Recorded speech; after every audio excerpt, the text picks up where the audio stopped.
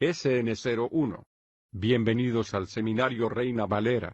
Yo soy Gilberto Aves, rector del Seminario Abierto, y esta es la lección número 1 de la materia Sinopsis del Nuevo Testamento, cuyo tema es los 400 años entre el Antiguo y el Nuevo Testamento. Pedimos la bendición de Dios sobre el estudio de su palabra. Empecemos. Los 400 años entre el Antiguo y el Nuevo Testamento. Por Ray C. Stedman.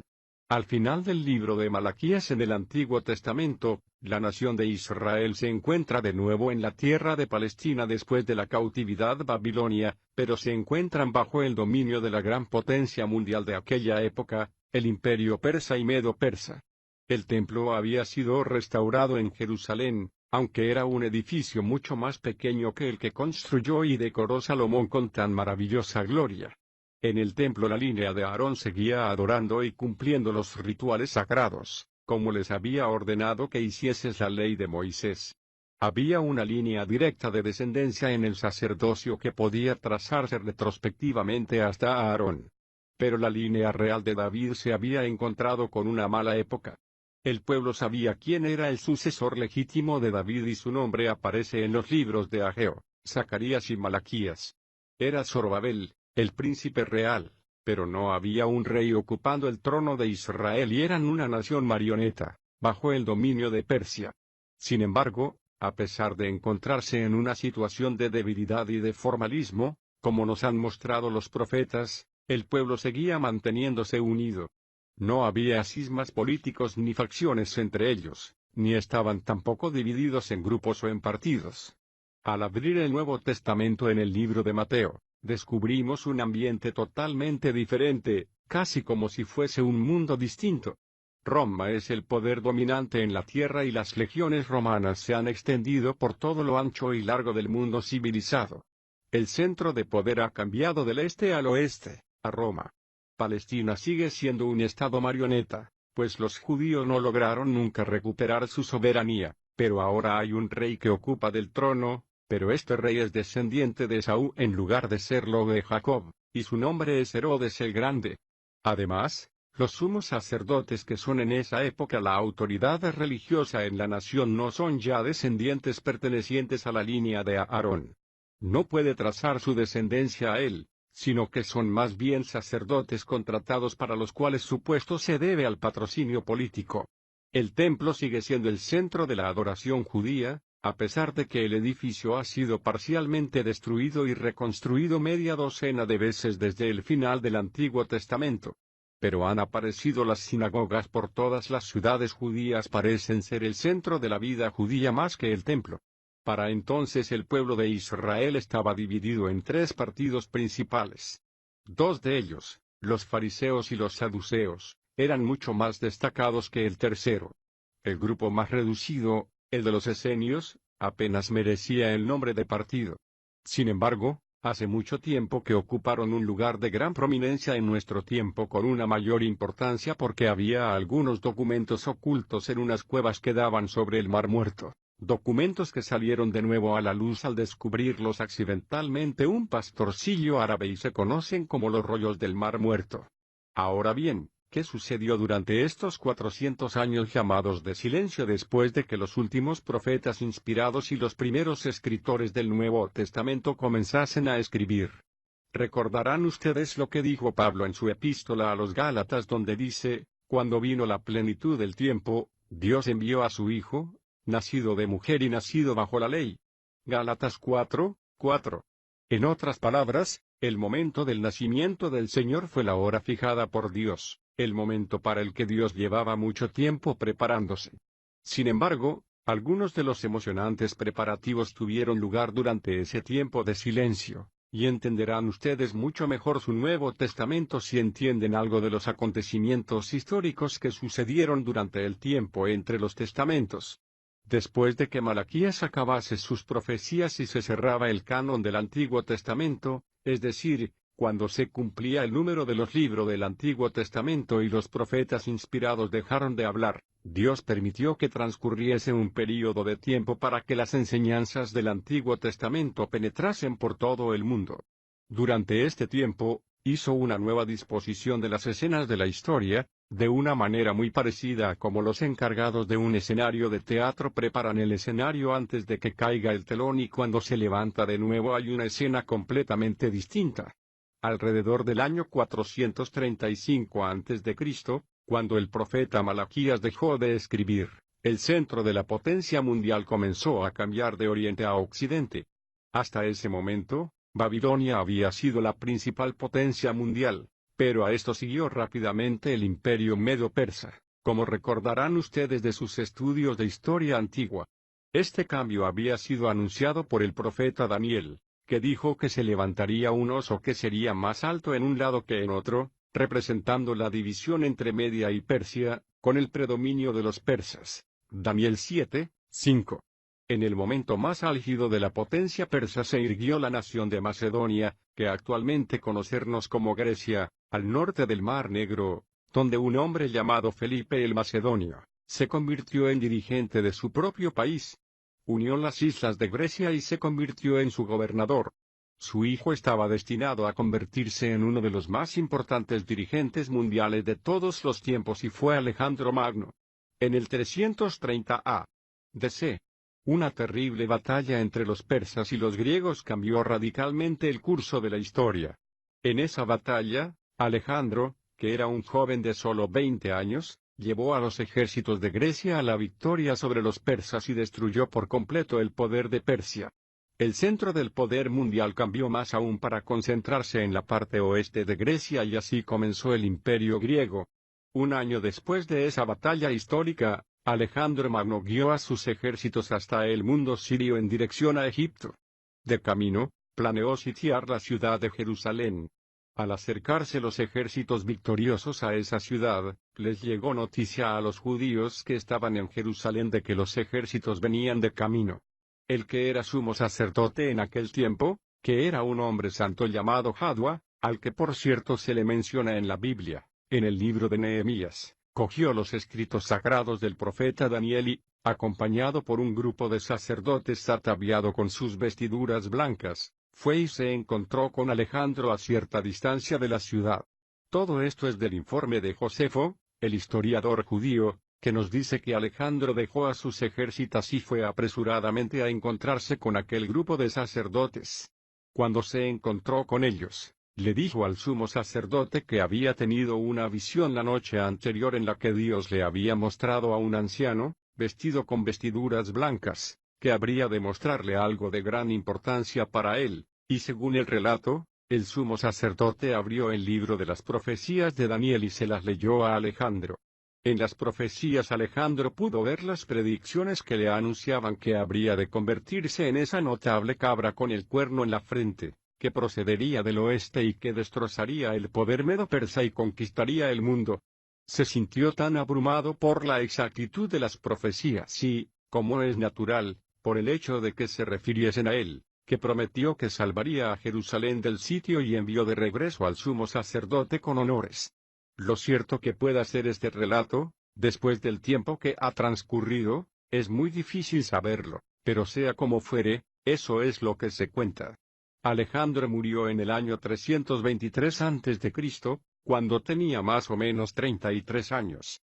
Bebió tanto que murió en lo mejor de su vida, entristecido por no tener más mundos que conquistar. Después de su muerte, su imperio quedó destrozado por causa de las disensiones y debido a que no había dejado heredero. Su hijo había sido asesinado con anterioridad, por lo que no hubo quien heredase el imperio de Alejandro. Sin embargo, después de algún tiempo los 4 generales que habían dirigido sus ejércitos dividieron su imperio entre ellos. 2 de ellos son especialmente importantes para nosotros. Uno de ellos fue Ptolomeo, que consiguió Egipto y los países del norte de África, el otro fue Seleuco, que ganó Siria, al norte de Palestina. Durante este tiempo Palestina fue anexada por Egipto y sufrió grandemente a manos de Ptolomeo. De hecho, durante los próximos 100 años, Palestina se vio atrapada como en una picadora de carne por causa de los interminables conflictos entre Siria al norte y Egipto al sur. Si han leído ustedes las profecías de Daniel, recordarán que Daniel pudo, por inspiración, ofrecer un relato muy exacto y detallado de los puntos más destacados de estos años de conflicto entre el rey del norte, Siria, y el del sur, Egipto. El capítulo 11 de Daniel nos ofrece un relato de lo más asombrosamente exacto de algo que ya hace mucho que se ha cumplido. Si quieren ver ustedes hasta qué punto es exacta la profecía, les sugiero que comparen ese capítulo de Daniel con la evidencia histórica de lo que pasó efectivamente en esa época. El breve libro, escrito por H. A. Ironside, Los 400 años de silencio, lo expone con bastante detalle. Durante este tiempo había ido en aumento la influencia griega en Palestina y surgió un partido entre los judíos llamado los helenistas, que estaban ansiosos por introducir en la nación la cultura y el pensamiento griego, así como por liberalizar algunas de las leyes judías. Esto provocó una división en dos de los principales partidos. Estaban aquellos que eran fuertes nacionalistas hebreos, que deseaban conservarlo todo conforme al orden mosaico y que se resistían a toda influencia extranjera que se introducían para desorganizar las antiguas costumbres judías. Este partido acabó por ser conocido como los fariseos, que quiere decir separar, y que eran separatistas e insistían en conservar las tradiciones. Estos se fueron haciendo cada vez más fuertes, más legalistas y rígidos en sus requisitos, hasta convertirse en el blanco de algunas de las palabras más ardientes que jamás pronunció el Señor. Se habían convertido en los religiosos hipócritas, que guardaban la forma exterior de la ley, pero violaban completamente su espíritu. Por otro lado, los helenistas, aquellos a los que le gustaba todo lo griego, se volvieron cada vez más influyentes en la política de la tierra y formaban el partido conocido en los tiempos del Nuevo Testamento como los saduceos o liberales. Estos se apartaban del cumplimiento rígido de la ley y se convirtieron en los racionalistas de aquella época, sin creer para nada en la ley sobrenatural. En el Nuevo Testamento se nos dice que vinieron repetidamente al Señor haciéndole preguntas acerca de lo sobrenatural como, ¿qué sucederá a la mujer que haya estado casada con 7 hombres diferentes? En la resurrección, ¿de cuál de los 7 será mujer? Mateo 22, 23 a 33. Ellos no creían en la resurrección, pero al hacerle estas preguntas lo que pretendían realmente era poner a Jesús en un aprieto. Estaba también el joven sacerdote judío rebelde, que estaba casado con una samaritana, que fue a Samaria y en rebeldía contra las leyes judías, construyó un templo en el monte Gerizim que rivalizó con el templo que estaba en Jerusalén.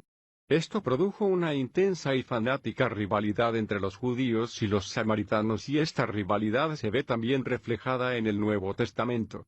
Además, durante ese tiempo, las escrituras hebreas fueron traducidas por primera vez a otro idioma alrededor del 284 a.C., en Egipto, bajo el reino de uno de los Ptolomeo. El rey egipcio convocó a un grupo de 70 eruditos para que hiciesen una traducción de las escrituras hebreas. Libro tras libro tradujeron el Antiguo Testamento al griego.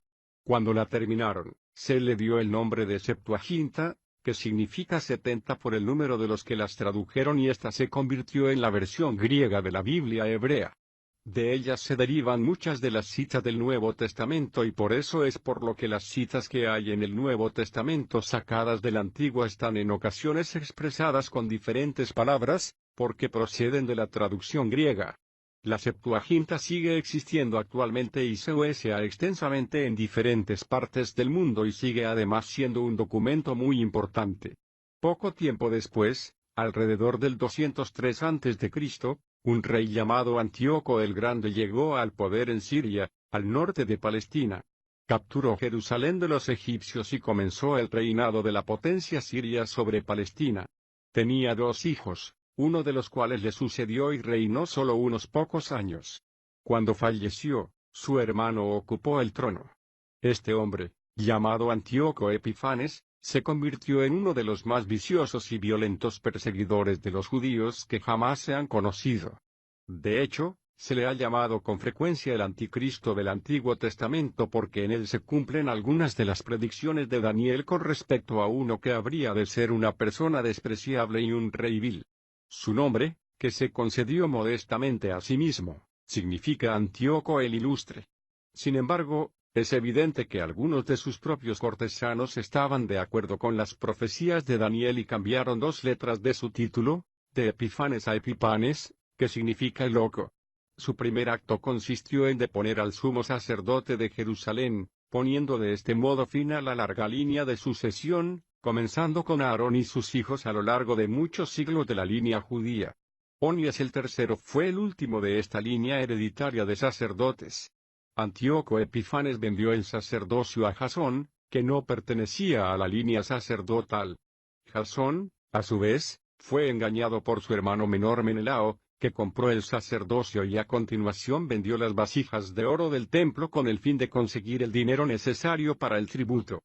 Epifanes derrocó a la línea sacerdotal autorizada por Dios y luego y bajo su reinado, la ciudad de Jerusalén y todos los ritos religiosos de los judíos comenzaron a deteriorarse al quedar completamente bajo el poder del rey sirio. En el 171 a.C., Antíoco invadió Egipto y Palestina se vio nuevamente envuelta en una gran rivalidad. Palestina es el país por el cual se han producido más luchas y Jerusalén ha sido la ciudad que más veces ha sido capturada durante el curso de la historia. Ha sufrido saqueos, secuestros, ha sido quemada y destruida 27 veces en su historia.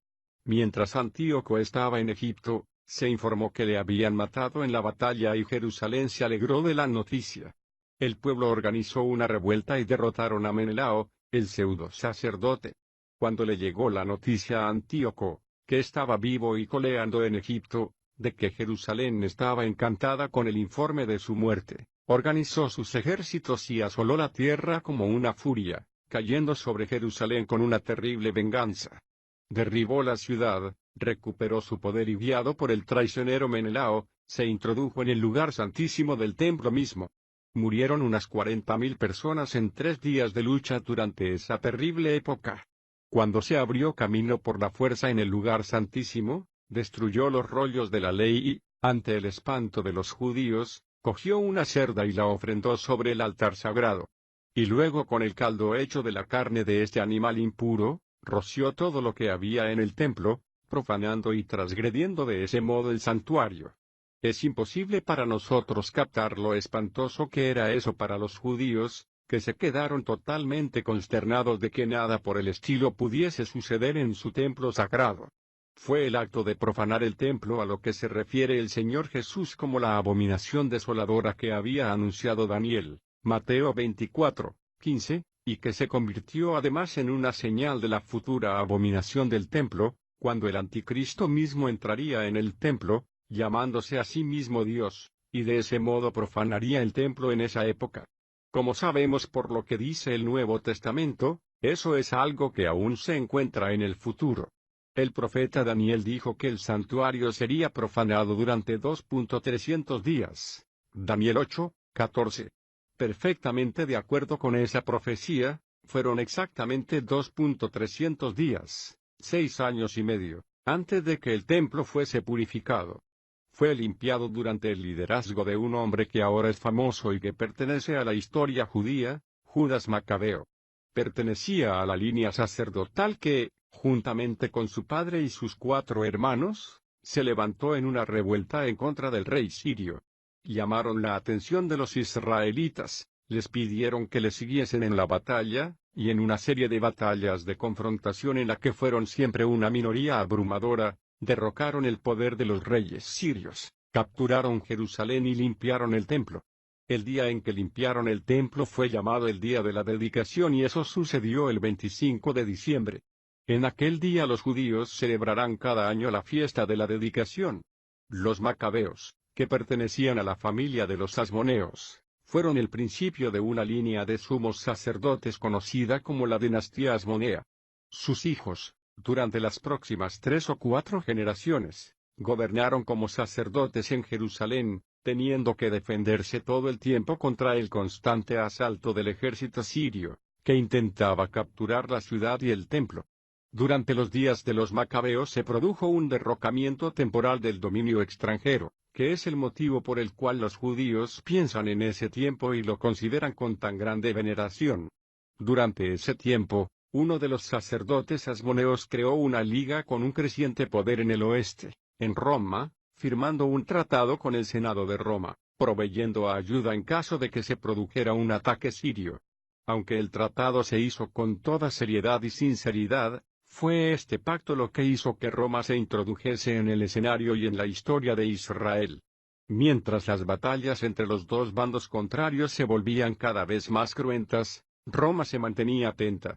Finalmente, el gobernador de Idumea, un hombre llamado Antípater y descendiente de Esaú, hizo un pacto con dos de los reyes de las naciones vecinas y atacó Jerusalén para intentar derrotar a la autoridad de los sumos sacerdotes asmoneos. Esta batalla fue tan fiera que finalmente a Pompeyo, el general romano, que casualmente tenía un ejército en Damasco en esa época, le suplicó los dos partidos que fuese e interviniese. Un lado tenía un poco más dinero que el otro y dejándose convencer por ese argumento lógico Pompeyo vino de Damasco, entró en la ciudad de Jerusalén, de nuevo con una terrible matanza, venció a la ciudad y la capturó para Roma. Eso sucedió en el 63 a.C. A partir de entonces, Palestina se encontró bajo la autoridad y el poder de Roma. En esos momentos Pompeyo y el Senado romano nombraron a Antípater como procurador de Judea y él a su vez convirtió a sus dos hijos en reyes de Galilea y de Judea. Al hijo que se convirtió en rey de Judea se le conoce como Herodes el Grande. Jesús nació en Belén de Judea, en días del rey Herodes. Y he aquí unos magos vinieron del oriente a Jerusalén preguntando, ¿dónde está el rey de los judíos que ha nacido? Mateo 2, 1,2. Entretanto, los imperios paganos de alrededor se habían estado deteriorando y desintegrando. Su religión se había encontrado con tiempos difíciles. Las gentes estaban hartas del politeísmo y del vacío de sus creencias paganas. Los judíos habían pasado por tiempos de presión y no habían conseguido establecerse de nuevo, habiendo perdido toda esperanza. Había un ambiente de expectación creciente, en el sentido de que la única esperanza que les quedaba era la venida, por fin, del Mesías prometido. En el este, los imperios orientales habían llegado a la situación en que la sabiduría y el conocimiento del pasado se habían esfumado y también ellos estaban buscando algo. Cuando llegó el momento en que apareció la estrella sobre Belén, los magos del este, que buscaban una respuesta a sus problemas, la vieron de inmediato y salieron con el fin de buscar a aquel al que apuntaba la estrella. Por ello, cuando llegó por fin el tiempo, Dios envió a su Hijo. Es realmente asombroso de qué modo Dios se vale de la historia para llevar a cabo sus propósitos. Aunque estamos viviendo en días que podíamos llamar el silencio de Dios cuando durante casi 2.000 años no se ha escuchado la voz inspirada de Dios, hemos de mirar atrás, como lo hicieron otros durante esos 400 años de silencio, a la historia inspirada y darnos cuenta de que Dios ha dicho ya todo cuanto era necesario decir, por medio del Antiguo y del Nuevo Testamentos. No cabe duda de que los propósitos de Dios no se han acabado aún, pues Él los está llevando a cabo tan plenamente ahora como lo hizo en aquellos días. De la misma manera que era preciso que el mundo llegase a una situación de absoluta falta de esperanza entonces, y el que habría de convertir en realidad todas sus esperanzas apareció entre ellos, el mundo se enfrenta de nuevo con un tiempo en el que la desesperación se está extendiendo por toda la tierra. Por todas partes reina la desesperación y Dios se está moviendo en estos tiempos para hacer que se cumplan las palabras proféticas acerca de la segunda venida de su Hijo al mundo con el fin de establecer su reino. ¿Durante cuánto tiempo? ¿Cuánto falta? ¿Quién lo sabe? Pero lo que Dios ha hecho en la historia, volverá a hacerlo al acercarnos al final del silencio de Dios. Oración Padre nuestro. Nos sentimos constantemente animados al ser conscientes de que nuestra fe se basa en situaciones históricas, que afectan a todos los aspectos de la historia y se relaciona íntegramente con la vida.